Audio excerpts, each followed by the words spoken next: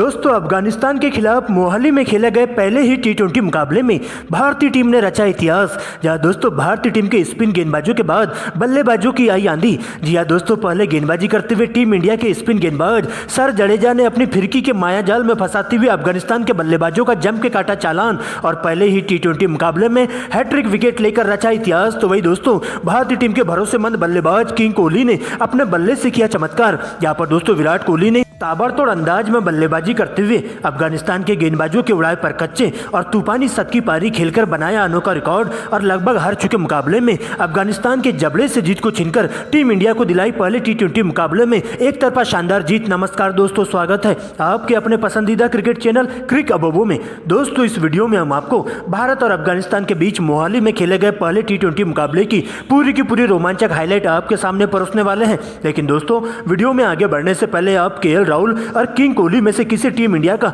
सबसे भरोसेमंद और सबसे बेहतरीन बल्लेबाज मानते हैं? अपने कीमती सुझाव कमेंट के माध्यम से जरूर बताइएगा। वीडियो पसंद आए तो इसे लाइक करिए और चैनल को सब्सक्राइब करना नहीं भूलिएगा। दोस्तों जैसा कि आप सभी जानते हैं कि भारत और अफगानिस्तान के बीच 3 टी20 मुकाबलों की रोमांचक सीरीज का शुभारंभ हो चुका है। जहां दोस्तों हाल ही में पहला टी20 मुकाबला खेला गया जहां टीम इंडिया की कमान रोहित शर्मा तो वही दोस्तों अफगानिस्तान के लिए हसमुदुल्लाह साहिदी कप्तानी कर रहे थे। दोस्तों इसके बाद मुकाबले में टॉस होता है जहां पर दोस्तों साहिदी के द्वारा टॉस जीतकर पहले बल्लेबाजी और टीम इंडिया को गेंदबाजी करने का न्योता दिया जाता है। दोस्तों इसके बाद अफगानिस्तान के लिए पारी का आगाज करने के लिए टीम के 2 विस्फोटक ओपनर बल्लेबाज इब्राहिम जॉर्डन और रहमानुल्लाह गुरबाज की एंट्री होती है। जहां पहले ही ओवर में गुरबाज का विकराल रूप देखने को मिलता है और अटैकिंग क्रिकेट खेलते हुए भारतीय टीम के विकेट टेकर तेज गेंदबाज जसप्रीत बुमराह के एक ही ओवर में एक छक्का और एक चौके की मदद से 10 रन बटोर लेते हैं और इस प्रकार से दोस्तों तेजी से रन बटोरना चालू कर देते हैं। जबकि दोस्तों दूसरे ओवर में मोहम्मद शमी को टारगेट किया जाता है जहां पर दोस्तों इब्राहिम जॉर्डन के द्वारा ओवर की चौथी गेंद पर कवर के ऊपर से गगनचुंबी छक्का लगा दिया जाता है दर्शक दीर्घा के बीच में। जहां पर दोस्तों इसी ओवर की अंतिम गेंद पर एक कवर ड्राइव लगाते हुए चौका बटोर लिया जाता है और इस प्रकार से दोनों ही बल्लेबाज बेहतरीन तालमेल के साथ बल्लेबाजी करते हुए अटैकिंग क्रिकेट खेलना शुरू कर देते हैं। जहां पर दोस्तों टीम इंडिया के तेज गेंदबाजों का जम के चालान काटा जाता है और इस प्रकार से लगातार स्ट्राइक रोटेट करते हुए अच्छी गेंदों को छोड़ते हुए खराब गेंदों पर बड़ा हिट मारना चालू कर देते हैं और पावर प्ले का भरपूर फायदा उठाते हुए बिना विकेट गंवाए स्कोर बोर्ड पर 66 रन बना लिया जाता है। लेकिन दोस्तों इसके बाद 7वें ओवर में अफगानिस्तान की टीम को पहला बड़ा झटका देने के लिए भारतीय टीम के तेज गेंदबाज जसप्रीत बुमराह की एंट्री होती है और आते ही ओवर की दूसरी गेंद पर अफगानिस्तान की सबसे बड़ी मछली गुरबाज का शिकार कर लिया जाता है। जहां पर दोस्तों उन्हें 25 रनों के निजी स्कोर पर सीमा रेखा के पास कैच आउट करवा दिया जाता है। इसके बाद दोस्तों नए बल्लेबाज के तौर पर रहमत शाह की एंट्री होती है और इसके बाद इब्राहिम जॉर्डन के साथ मिलकर दोनों ही बल्लेबाज आगे का मोर्चा संभालते हुए काफी संभल कर बल्लेबाजी करना चालू कर देते हैं। यहाँ पर दोस्तों इब्राहिम जॉर्डन तेजी से रन बटोरते हुए अपनी हाफ सेंचुरी पूरी कर लेते हैं और इस प्रकार से दूसरी छोर से रहमत शाह का भी विकराल रूप देखने को मिलता है। लेकिन इससे पहले की यह साझेदारी और आगे बढ़ पाती भारतीय टीम के स्पिन गेंदबाज सर जडेजा 10वें ओवर में रहमत शाह को मात्र 4 रनों के निजी स्कोर पर कैच आउट करवा देते हैं और अफगानिस्तान की टीम को लगने वाला दूसरा बड़ा झटका लगता है और इस प्रकार से 10 ओवरों की समाप्ति पर अफगानिस्तान की टीम 2 विकेट के नुकसान पर स्कोर बोर्ड पर 90 रन बना पाती है। लेकिन दोस्तों इसके बाद इब्राहिम जॉर्डन का साथ देने के लिए नए बल्लेबाज के तौर पर कप्तान साहिदी की एंट्री होती है और यहां से दोनों ही बल्लेबाज पहले तो काफी संभल कर बल्लेबाजी करते हुए सिंगल डबल के साथ ही टीम के स्कोर को आगे बढ़ाने का काम करते हैं। यहाँ पर दोस्तों अच्छी गेंदों को छोड़ते हुए खराब गेंदों पर बड़ा प्रहार करना चालू कर देते हैं और गेंद को सीधा दर्शक दीर्घा के बाहर पहुंचाने की कोशिश करते हैं। यहाँ पर 12वें ओवर को पूरी तरह से टारगेट किया जाता है मोहम्मद शमी में। जहां दोस्तों मोहम्मद शमी के एक ही ओवर में दोनों ही बल्लेबाजों के द्वारा 2 छक्के 2 चौके और 2 डबल के साथ ही 24 रन बटोर लिया जाता है। वही दोस्तों इसके बाद 14वें ओवर में एक बार फिर से तेजी से रन बटोरते हुए दोनों ही बल्लेबाजों का विकराल रूप देखने को मिलता है। यहाँ पर दोस्तों इस ओवर में भी 2 छक्के और 2 चौकों की मदद से 20 रन बटोर लेते हैं और इस प्रकार से देखते दोनों ही बल्लेबाजों के बीच में एक 68 की साझेदारी भी पूरी हो जाती है। यहाँ पर दोस्तों कप्तान भी अपनी हाफ सेंचुरी पूरी कर लेते हैं और मोहम्मद सिराज के एक ही ओवर में 2 लगातार गगनचुंबी छक्के उनके बल्ले से देखने को मिलते हैं और 15 ओवर की समाप्ति पर टीम का स्कोर 2 विकेट के नुकसान पर 140 रनों तक पहुंच जाता है और देखते ही देखते इब्राहिम जॉर्डन धीरे धीरे अपने शतक के काफी नजदीक पहुंच जाते हैं और भारतीय टीम के तेज गेंदबाजों को पूरी तरह से हावी होते हुए उन्हें विकेट के लिए तरसा देते हैं और देखते देखते इन दोनों ही सलामी जोड़ी के बीच में एक शत की साझेदारी भी पूरी हो जाती है। लेकिन दोस्तों इसी बीच 18वें ओवर में भारतीय टीम के स्पिन गेंदबाज सर जडेजा की एंट्री होती है। यहाँ पर दोस्तों एक ही ओवर में अफगानिस्तान के 3 बल्लेबाजों का चालान काट देते हैं और हैट्रिक विकेट लेकर अफगानिस्तान के बल्लेबाजों की कमर तोड़ के रख देते हैं। जहां जॉर्डन 90 रन तो वही दोस्तों उमर जई और इकराम बिना खाता खोले ही डगआउट की ओर लौट जाते हैं। और इस प्रकार से दोस्तों सर जडेजा अपनी फिरकी के मायाजाल में फंसाते हुए अफगानिस्तान के बल्लेबाजों की पूरी तरह से हालत पस्त करके रख देते हैं। लेकिन दोस्तों अब नए बल्लेबाज के तौर पर राशिद खान का साथ देने के लिए मोहम्मद नबी की एंट्री होती है।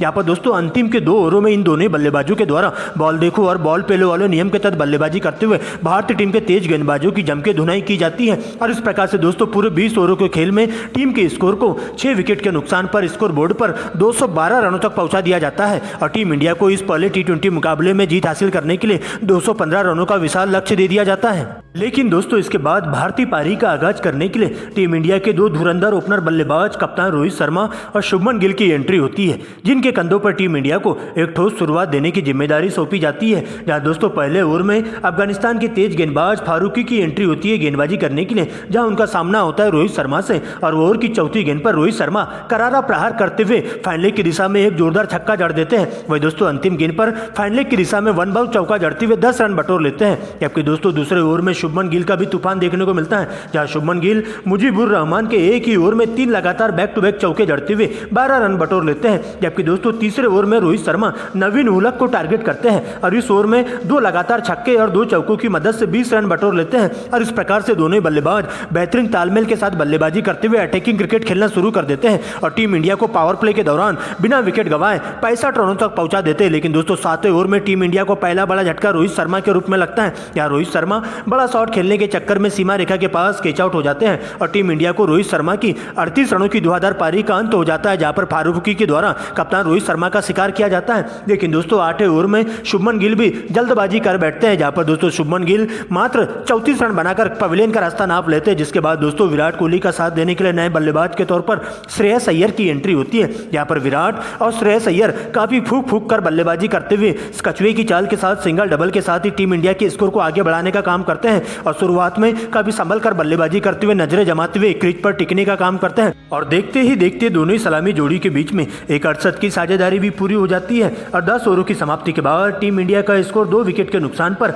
85 रनों तक पहुंच जाता है। लेकिन दोस्तों इसके बाद दोनों ही बल्लेबाज तेजी से रन बटोरते हुए अपने गियर बदलना शुरू कर देते हैं। यहाँ पर दोस्तों इन दोनों ही बल्लेबाजों के द्वारा अफगानिस्तान के तेज गेंदबाजों के साथ साथ स्पिन गेंदबाजों पर पूरी तरह से हावी होते हुए उनका जम के चालान काटा जाता है और हर ओवरों में चौके छक्कों की बारिश करते हुए दोनों ही सलामी बल्लेबाज अपनी अपनी हाफ सेंचुरी पूरी कर लेते हैं और 13 ओवर की समाप्ति पर टीम इंडिया का स्कोर 120 रनों के पार पहुंच जाता है, वो भी 2 विकेट के नुकसान पर। लेकिन दोस्तों 14 ओवर में भारतीय टीम को करारा झटका देने के लिए एक बार फिर से अफगानिस्तान के तेज गेंदबाज फारूकी की एंट्री होती है। यहाँ पर दोस्तों श्रेयस अय्यर को 51 रनों के निजी स्कोर पर कैच आउट करवा दिया जाता है। जिसके बाद दोस्तों KL राहुल की एंट्री होती है और विराट कोहली के साथ मिलकर आगे का मोर्चा संभालते हुए दोनों ही बल्लेबाज बेहतरीन अंदाज में बल्लेबाजी करते हुए टीम इंडिया को एक मजबूत स्थिति में ले जाने का काम करते हैं। यहाँ पर दोस्तों KL राहुल और विराट कोहली अपने ही अंदाज में बल्लेबाजी करते हुए अफगानिस्तान के तेज गेंदबाजों के साथ साथ स्पिन गेंदबाजों पर पूरी तरह से हावी होते हुए उनके परखच्चे उड़ाना चालू कर देते हैं और 16 ओवर में KL राहुल का तूफान देखने को मिलता है, जहां पर KL राहुल